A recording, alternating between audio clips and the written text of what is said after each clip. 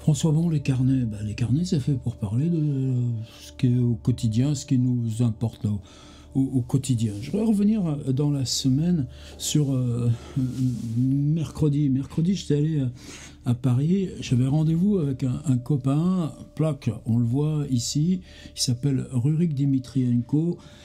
C'est un gars, ça fait longtemps qu'on se connaît, c'est un gars, je l'ai découvert à la Villa Médicis, mais lui ça fait 1 an qu'il y était, il était à l'aise dans Rome, il avait un vieux scooter, et même maintenant il est toujours à scooter, c'est une agilité de peintre, et puis une connaissance de la ville, bon, grand bien ça m'avait fait. Moi, la Villa Médicis, avant, la littérature, disons, j'avais fait mon espèce de tunnel, le terrier de Kafka.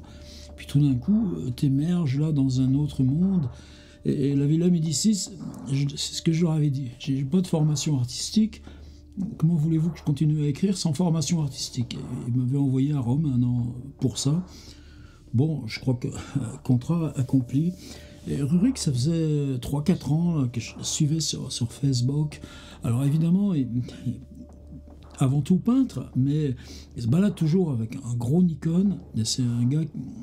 Mais je ne vais pas peut-être parler tout de suite de sa photo, mais c'est une photo sensible, sismique, qui est toujours à même ces balades de la ville, ces balades dans la ville, les tableaux parisiens de Baudelaire.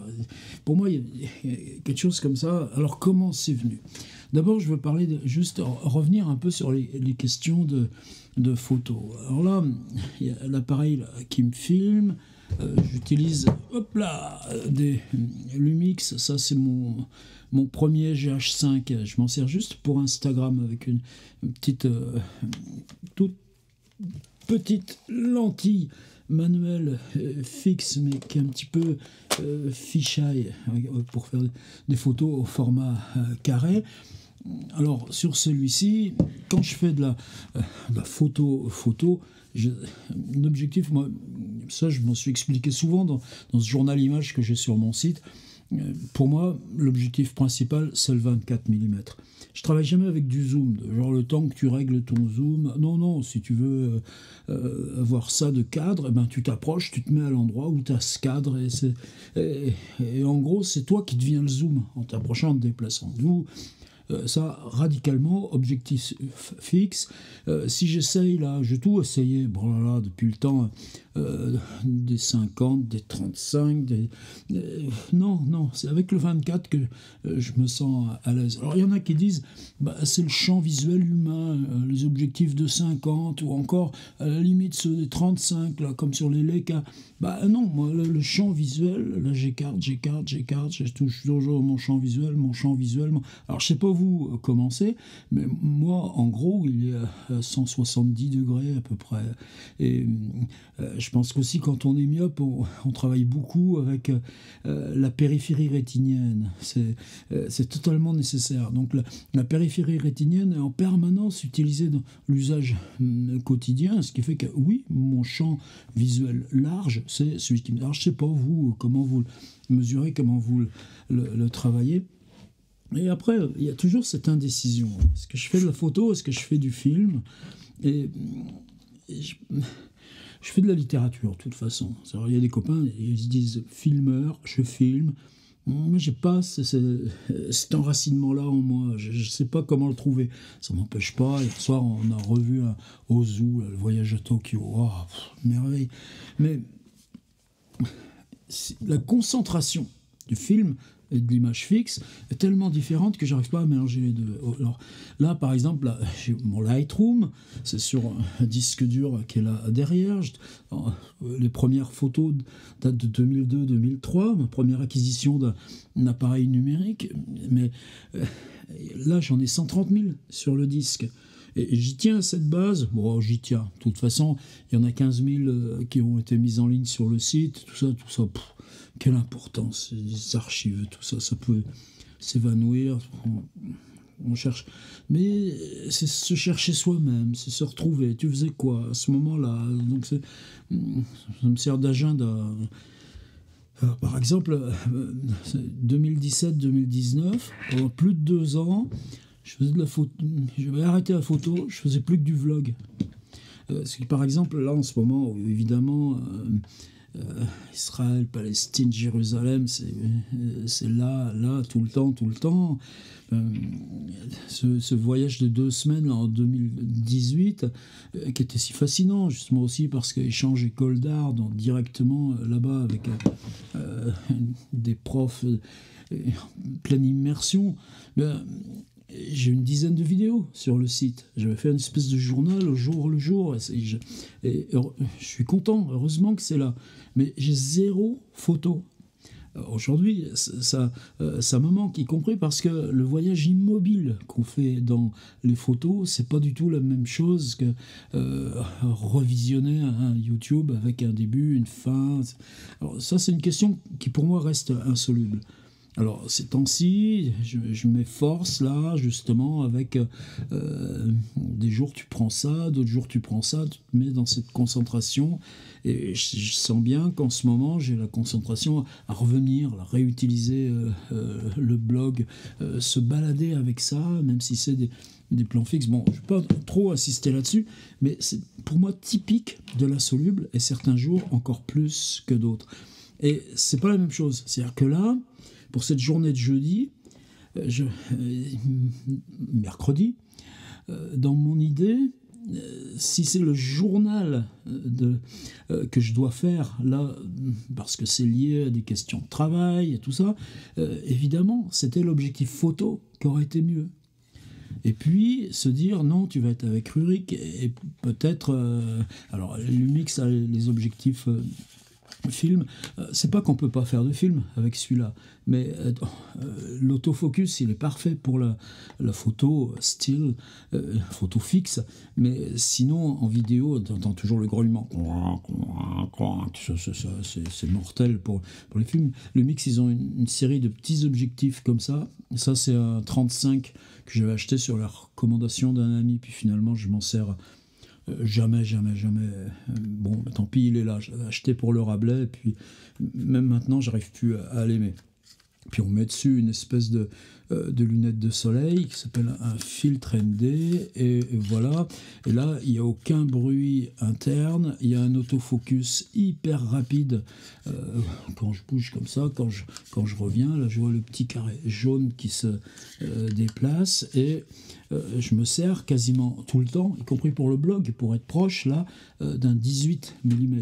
Et ce 18, c'est pas que je suis attaché, on s'attache pas à ces machins-là, mais c'est comme les instruments de musique. Tu joues 18 mm. Je connais bien maintenant ce 18 mm, mais s'en servir pour la photo, tu as quand même une distorsion latérale, tu as un élargissement de plan.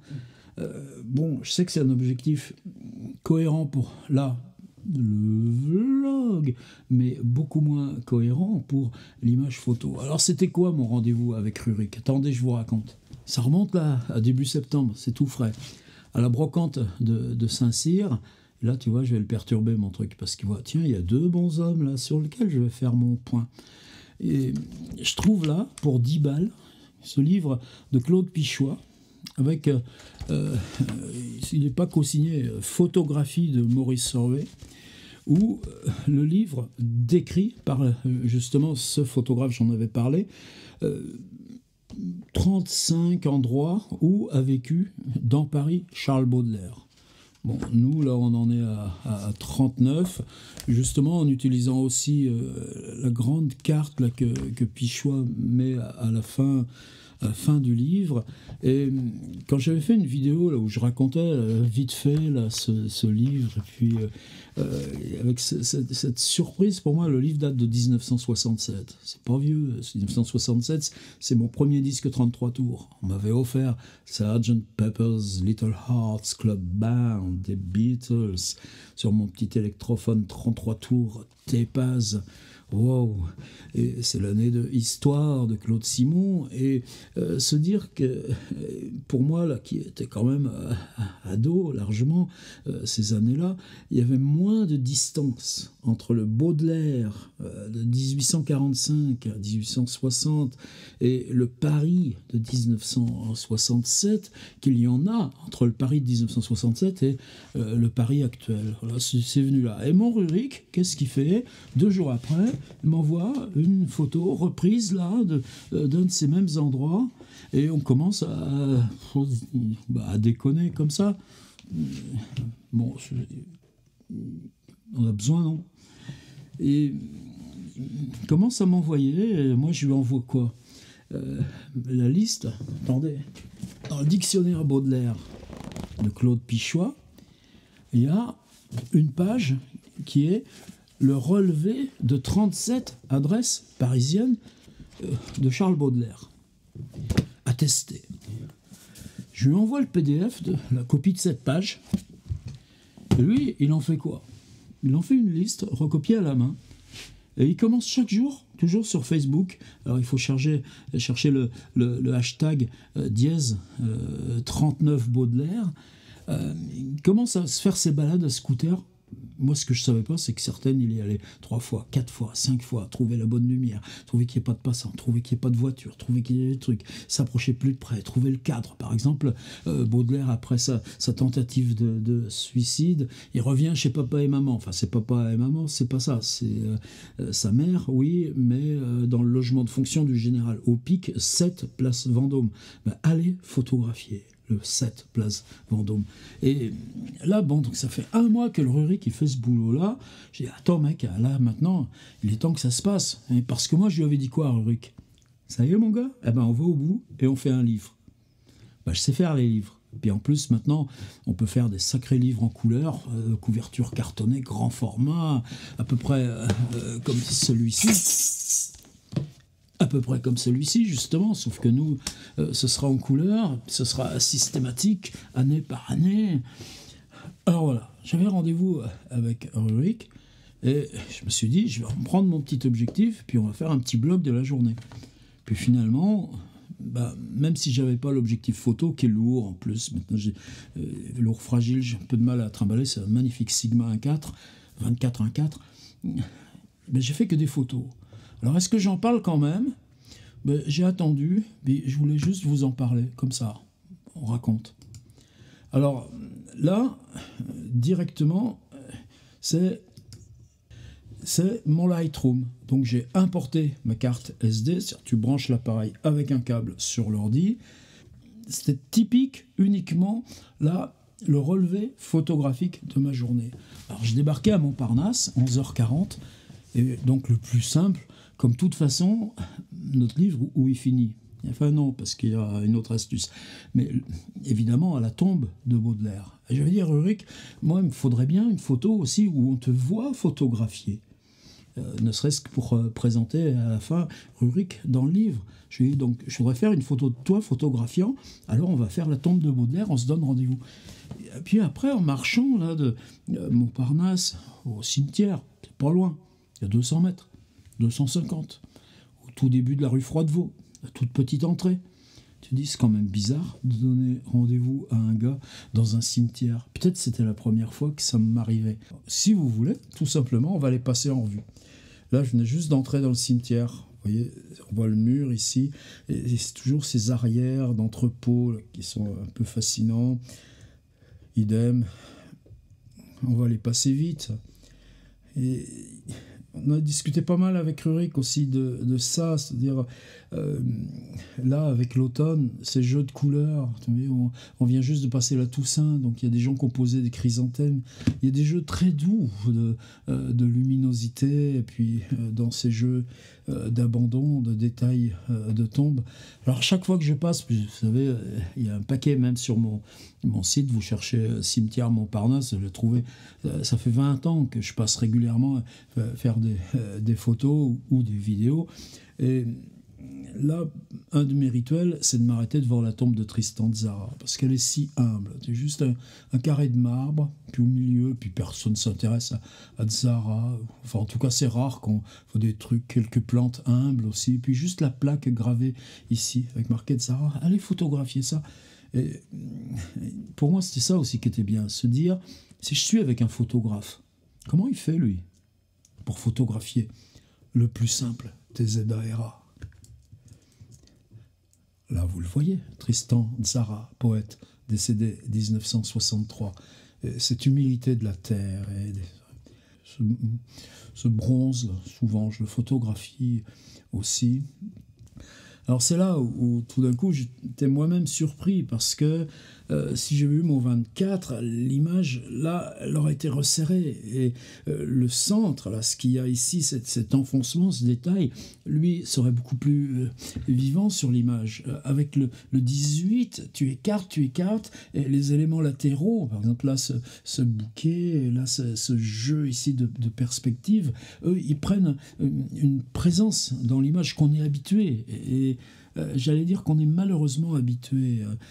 C'est-à-dire que la composition est plus complexe parce que les éléments latéraux sont renforcés par la distorsion, même si la distorsion est corrigée par la suite des lames, mais elle dépossède la photo de son statut d'inventaire central. En tant que tel, ça a de l'importance ou pas? Bah ouais, parce que ça me changeait. Là, comment tu regardes ce buste aussi austère? Oui, j'ai avancé là, le buste, on le voit là, il y a celui-ci. Là, par exemple, j'ai le réflexe typique du 24. C'est-à-dire qu'au 24, là, ce que j'aurais pris, c'est cette allée, là, légèrement en oblique. Et puis pendant ce temps-là, Rurik, il m'attendait. Mais bon, c'est à la volée tout ça. C'est ça que j'aime bien dans la photo. Il faut que ce soit léger parce que faut que ça aille vite. Et là, ce buste-là, et avec son ombre qui est ici, là pour moi, avec le 24, il aurait eu la pêche. Là, tout d'un coup, par contre, s'inaugure ce dialogue avec l'autre buste. C'est pas si inintéressant que ça non plus. Mais je suis un peu déboussolé par mes photos au 18. Pof. Et voilà, pendant ce temps-là, où il m'attendait, face à la tombe de Baudelaire. Tu crois qu'il s'inquiétait? Non, voilà, tu vois sa bouille, tu vois son bon sourire, tu vois son gros Nikon. N'empêche qu'il était venu en scooter, donc ça va, il était bien couvert, mais c'est que ça caillait ce matin-là. Puis c'était humide. Alors, évidemment, comme je suis jamais sûr, je fais plusieurs photos. Ça, on en a discuté aussi, parce que les cimetières, c'est ça qui est enchanteur, c'est ce tout petit détail, là, et puis ces petits détails, et puis toujours cette ruine, alors qu'on est déjà dans des détails de la mémoire, que ton repos soit doux, comme ton cœur fut bon. Bah, là, pour la rime, les mecs, là, c'est pas trop ça. Montparnasse à l'arrière, Mont-Rurik. Parce que je m'étais dit, bon, lui, il est photographe. Il a fait 3 photos de moi, boum, ça y est, t'as un portrait. Moi, je sais pas faire du portrait. J'arrive pas, je suis jamais arrivé. Donc, qu'est-ce que je fais? Bah, t'as le numérique. Bah, allez, tu balances. Par exemple, cela, je pense pas que jamais je m'en servirai. Tu m'en veux pas, Rurik? Là, je vais faire retirer, supprimer du disque. Je vais pas l'archiver. Puis à un moment donné, donc, on a discuté un bon petit moment. Ben, on se retourne. Alors c'était curieux aussi d'attendre devant la tombe de Baudelaire. Je veux dire, avec ce trouble, assigner à quelqu'un rendez-vous devant une tombe. Et alors que quand on vient devant une tombe, tu as toujours l'impression que là, le Baudelaire, il aurait pu sortir, s'asseoir là, celui sur la petite tombe qui est là, et puis tu aurais vu Baudelaire assis, on aurait discuté avec lui. Et à côté de la tombe de Baudelaire, il y a cette espèce de frigo, mais qui est moche. Maintenant, par exemple, au Père-Lachaise, quand il y a de nouvelles concessions, ils imposent, alors je pense pas que ce soit le cas à Montparnasse, même la tombe de Beckett, c'est des frigos comme ça, mais déjà un peu plus élégant quand même. Mais là, ils imposent qu'on utilise, alors il y a tout un commerce, on rachète dans les provinces des dalles funéraires désaffectées, mais anciennes, qu'on utilise pour les nouvelles tombes. Apparemment, ça vaut pour le Père-Lachaise, mais pas pour ici. Pendant un temps, autrefois, j'avais rêvé d'acheter pour moi cette concession à côté de Baudelaire. Après, j'avais trouvé ça trop prétentieux, puis finalement, le temps que je réfléchisse, une brave dame qui s'est fait mettre ici, mais je pense pas que ce soit à cause de Baudelaire. Et jamais, ni Rurik ni moi, on avait vu la tombe de Baudelaire aussi dégueulasse. Une poubelle. Mais alors, littéralement, une poubelle. Là, j'ai pas fait les modifs. Si je la prends en développement ici, dans mon Lightroom, on va l'éclaircir un peu. Là, peut-être vous la verrez mieux. Mais vous voyez là, la poubelle. Si je grossis un peu, hop là. Ah, mais regardez-moi ça. Une infection. Alors on a nettoyé. Voilà à quoi ça donne. Par exemple, à Paris, enfin autrefois, quand tu venais sur la tombe de Baudelaire, il y avait toujours un respect parce que là, sous les petits cailloux, les gens déposaient des petits poèmes, des bouts de cahiers, des choses comme ça. Donc tu lisais. C'était une sorte de cabinet de lecture d'hommage à Charles Baudelaire. Là maintenant, il n'y a plus que des tickets de métro. On n'avait rien trouvé d'autre. C'est là, tenez, je grossis encore. Je vais vous le retrouver. Il y avait un pesos mexicain. Bah, on l'a laissé. Mais à côté, quelqu'un, alors c'est gentil, t'amène un gros bouquet dans son papier d'emballage, avec son élastoc. Ah bah, là, mon Rurik, vous allez en avoir témoignage, on a pris le bouquet, on l'a remis, mais le papier d'emballage, on était posé à la poubelle. Mais les tickets de métro à Paris, ça sert même plus à rien. On a des petits passes Navigo, des petites cartes comme partout. C'était pourri de tickets de métro. Et pas un message écrit. Ça, il y a quelque chose qui ne s'est pas refait depuis la pandémie. Pendant la pandémie, personne venait. Ça a duré des mois. Il n'y avait plus de tourisme, etc. La tombe était redevenue propre. Bah maintenant, tu vois ça, et ça pourrit sur place. Alors, évidemment... Dead Flowers, c'est une des plus belles chansons des Rolling Stones, mais Baudelaire, il n'a pas chanté les fleurs mortes, les fleurs pourrissantes. Il a chanté le pourrissement, mais pas ça. Par exemple, ça aussi. Attendez, je l'éclaire. C'est une maladie qui est venue depuis 2 ans, une espèce de pochoir de rouge à lèvres. Tu vas voir la tombe de cette pauvre Elsa Triolet, elle est recouverte de ça. Il n'y a que du reste. Du reste, tu peux pas. C'est tout hérissé de vieux stylo bic, là. Alors, où est-ce que tu vas foutre du rouge à lèvres? Mais quelle maladie d'aller salir. En plus, ils mettent leur rouge à lèvres sur Jacques Aupic, son beau-père. Non, tu comprends pas. Même au pochoir aussi, là, il y a ce truc aussi. Rester fantôme. Rester plus loin, P-H-A-N-T-O-M. Rester fantôme. Là, je dois l'avoir en plus gros. Ici, hop. Rester fantôme. Et le rouge à lèvres. Oui, moi, Rurik, là, ben c'est lui qui s'y est mis. Il dit, attends, on va se nettoyer un peu ça. C'est pas ça, la tombe de Baudelaire. Tu vois, la tour Montparnasse, tout au fond. Là, ça, pour moi, pour le bouquin, on l'utilisera pas, mais je pense toujours au numérique qui va aller avec. Tu vois, par exemple, mon Baudelaire, mon Rabelais. Oh, je fais toujours les confusions. C'est pas grave. Il y a un moment donné, tu sais que les livres, ça se vend pas comme ça, là, par petits coups de doigt. Donc je me suis dit, tiens, là, Rurik, il n'y est plus, mais j'ai la tombe de mon Baudelaire. Hop là, hop, on va lui mettre un petit peu de douceur. J'enlève la texture. Et puis, tout d'un coup, là, sur la tombe frigo là, de l'affreuse dame qui voisine pour l'éternité notre poubelle Baudelaire, bah, là, j'ai juste mis son appareil photo. Là, j'en ai fait une série comme ça. Ça me servira peut-être à rien, mais au moins là, on y était. Ça y est, on était dans le boulot. Mon Ruc, il dit, tu crois qu'on a le droit de marcher sur une tombe? Bah ouais, mon gars, vas-y, on est là pour la bonne cause. J'avais fait une fiction autrefois de cette légende évoquée par Paul Claudel du fait que le crâne de Baudelaire aurait été retiré de sa tombe et serait dans le commerce clandestin.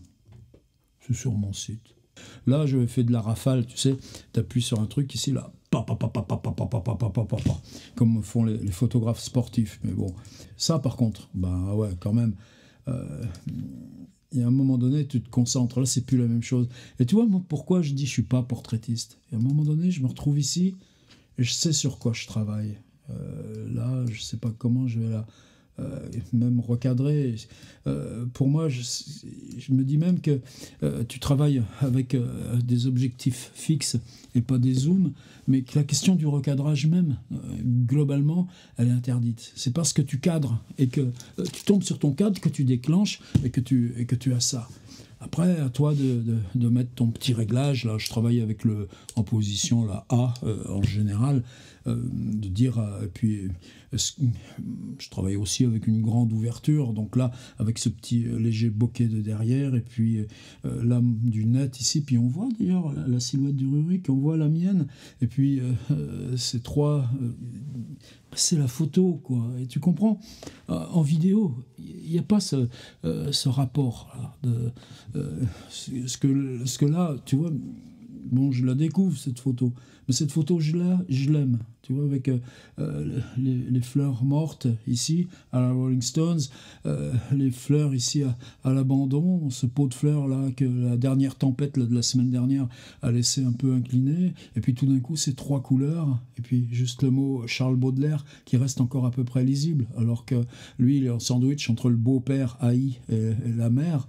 Là c'est à peine si on les voit. Moi la question, c'est pas la question de la narration filmique. Tu fais d'abord du racontage d'histoire. C'est pour ça que j'ai le droit de faire de la vidéo. Parce que c'est raconter comme on écrit. Tu écris parce que tu racontes. Donc, si tu fais avec ça, bah, tout simplement, tu écris. Mais la photo, tu arrêtes. Tu arrêtes et tout d'un coup, c'est les éléments mêmes qui viennent à s'imposer. Je dis ça, tout ça, j'en sais pas grand-chose. Mais c'est des interrogations sur moi. Voilà, alors on est parti. Alors là, on est parti, on était ensemble, on se racontait nos histoires, mais chacun, disons, photographiait un peu de son côté. Moi, là, j'avais repris goût à mon grand angle, et lui, il avait un zoom. Donc je ne sais pas sur ce que c'est sa focale préférée. Tu vois, là par exemple, il est loin et il photographiait juste un petit éclatement là de ce truc-là. Donc là, je pense qu'il devait plutôt essayer d'être avec un zoom. En général, ces gars-là, ils ont des 24-70. Là, ce truc de cellophane, moi, ça me va, ce genre de photos. Tu vois, c'est le problème aussi du grand angle, c'est la dramatisation.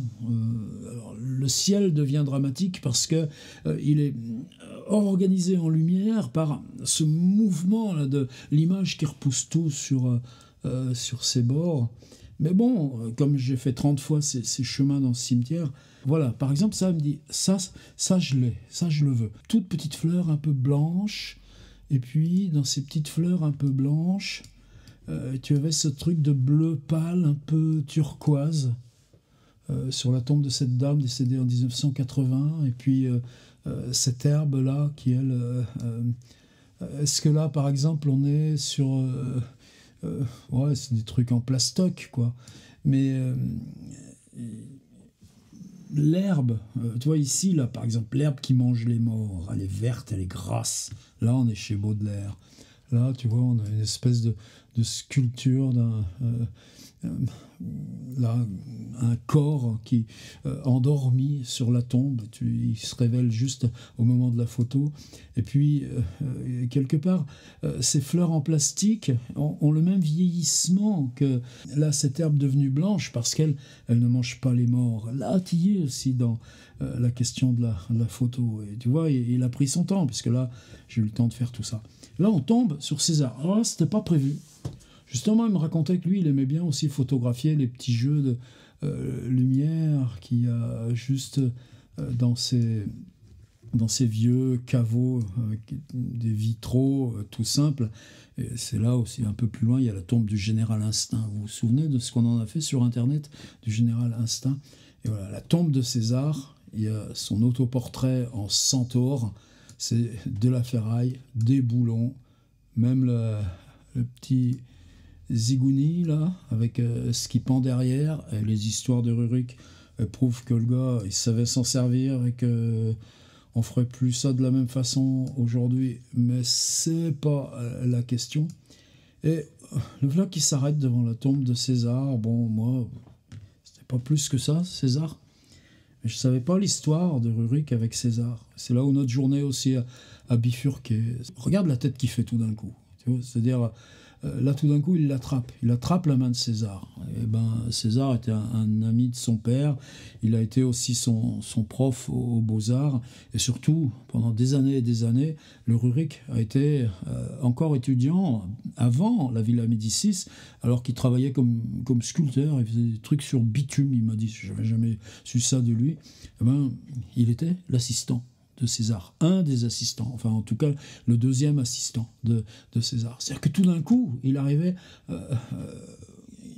juste à côté, j'avais voulu lui montrer la tombe de Christophe Tarcos. Il pleuvait, je me rappelle, il y a une fille qui était là avec son plan, cherche la tombe de Gainsbourg, elle est par là, j'ai dit, mais où par là j'ai cherché, je dis tout le monde la trouve, oh, et puis va te faire fiche avec ta tombe de Gainsbourg, même s'il a chanté une chanson, on va dire Rurik, qui s'appelle Charles Baudelaire. Mais là tout d'un coup, notre journée, elle a passé à travers, il retrouvait là sa propre vérité, comme moi j'avais la mienne avec Baudelaire.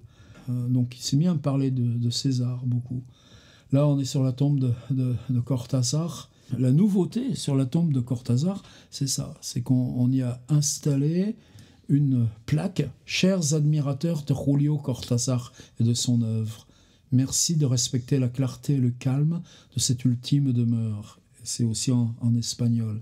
Et, autrefois, on venait sur la tombe de Julio et Carol Dunlop. Il y avait systématiquement, là aussi, des cailloux, des papiers, des tickets de métro. Bon, ben là, ça y est, maintenant, les gens respectent. Puis là, je lui dis, mais qu'est-ce qui te fait rire? Et tu vas pas me croire? C'est un des plus grands souvenirs de ma vie. Tu sais que Cortázar était malade. Je dis, ouais, il grandissait tout le temps. Il m'a dit, ben, un peu avant, là, moi j'étais juste devant, là, ce grand, et moi je suis grand. Et on a passé 2 heures à discuter. C'était beau, c'était gentil, c'était calme, c'était paisible. Et il s'est même raconté sa discussion avec Julio Cortázar, un peu avant la mort. Voilà, on continuait d'avancer. Zaovuki, bon, juste comme ça, mais c'était pas la même chose qu'avec César. J'aime bien ce poisson, là. Allez, maintenant on y va. Il me dit, Rurik, on va aller au cénotaphe. Alors, le cénotaphe de Baudelaire, pour moi, c'est, je dirais, c'est un souvenir, quoi. Mais figure-toi que depuis le temps que je viens au cimetière Montparnasse, pour moi, j'avais tellement décidé que le cénotaphe de Baudelaire n'avait pas d'intérêt que je n'étais jamais retourné. Tu le voyais de loin. Donc je me disais plutôt, mais qu'est-ce qu'ils se sont permis avec ce cénotaphe? Mais pourquoi aller embêter Baudelaire avec ce truc-là? Alors évidemment, en plus, c'est une histoire compliquée. C'est-à-dire, Baudelaire, 30 ans après sa mort, vers 1890, tu comprends, il devient le poète par référence, au moment où Verlaine publie Les Poètes maudits, au moment où tous les Mallarmé, etc., posent l'importance essentielle de Baudelaire. Donc il y a une souscription. On va faire, dans le cimetière où est enterré Baudelaire, un monument à sa mémoire. Pas la petite tombe où il est en sandwich entre le beau-père et la mère. Et c'est Rodin qui devait le faire. Et puis ça foire, ça traîne, jamais moyen de s'accorder. Alors, je vais vous le mettre là, parce qu'il faut que j'aille le chercher sur Wikipédia. Je peux le faire en direct. C'est un sculpteur tout à fait obscur, qu'on me dise le contraire, qui finalement réalise le monument en 1902, 2 ans après la Tour Eiffel. Ce qui est quand même un paradoxe, quoi. Et ce monument, c'est quand même... Attends, on va le mettre un petit peu droit, si on peut un peu... Si on peut un peu le mettre un peu droit, voilà à quoi ça ressemble. C'est-à-dire que on reprend le modèle des anciens gisants, les gisants des cathédrales. C'est-à-dire qu'en bas, tu as une espèce de momie, et la momie porte le visage de Charles Baudelaire. Je vais vous montrer. Puis au-dessus, cette espèce d'élévation, il y a une espèce de bestiole là, qui part des tripes de Baudelaire, qui part du sous la terre, qui part de l'en dessous de Baudelaire, et qui monte à l'assaut, là, qui est de la pierre qui grimpe. Et puis au-dessus, ben, cette figure qui est plus traditionnelle, mais qui est mâle, viril, avec ses gros poings, et puis le regard loin sur la ville. Et on est juste là, en frontière, c'est cette rue... avec une espèce de toute petite rue Émile Bernard ou quelque chose comme ça, une rue où il n'y a aucun habitant. C'est une rue qui passe à travers le cimetière. De l'autre côté, il y a Maupassant, il y a Kessel. J'aime bien aussi de temps en temps aller saluer Joseph Kessel. Et ça donne là sur la rue Froidevaux. C'est un monument que moi, ça fait des années, ben je le dédaignais. Cette horreur sur Baudelaire, quoi. De la même façon, il y a une espèce de truc qui est consacré à la société baudelairienne. Bon, n'importe quoi.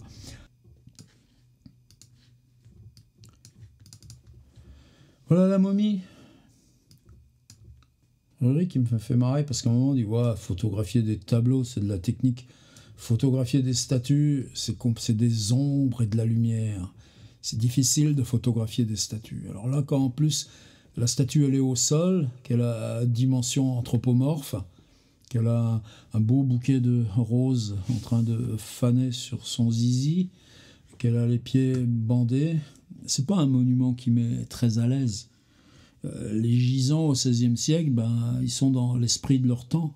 Là, tu es dans un autre, t'es dans une espèce de dyschronie qui n'est pas facile à accepter. Donc, je ne sais pas les photos qu'il en a fait, Rurik, parce que pour moi, c'est évident que dans notre bouquin, il faudra qu'il y soit. Il faudra qu'il y soit le cénotaphe, tout pareil. Alors, on a une espèce de coda à la fin, lieu où Baudelaire n'a jamais habité. Par exemple, la rue à Paris qui s'appelle rue Charles Baudelaire. D'un côté, tu as une école, un collège qui s'appelle Lamartine, puis de l'autre côté, une caserne de flics. Entre la gare de Lyon et le boulevard Diderot, par là. Donc on va faire une photo, on l'a faite, Rurik. Baudelaire, lieu où Baudelaire n'a jamais habité. Alors évidemment, Baudelaire n'a jamais habité son cénotaphe, construit plus de 40 ans après sa mort, et qui n'a rien à voir avec sa tombe. N'empêche que le mot Baudelaire, il est là. Là, j'approche un petit peu. Moi aussi, je me disais, est-ce que là, je peux photographier?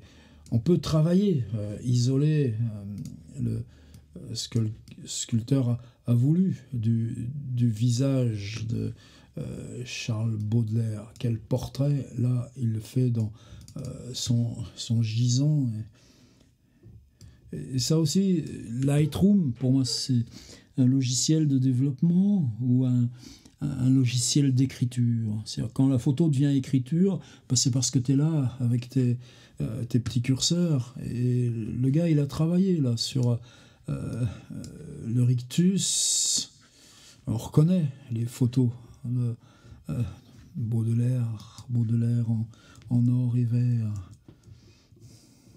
Mon Rurik est monté sur le cénotaphe. Voilà à quoi ça ressemble.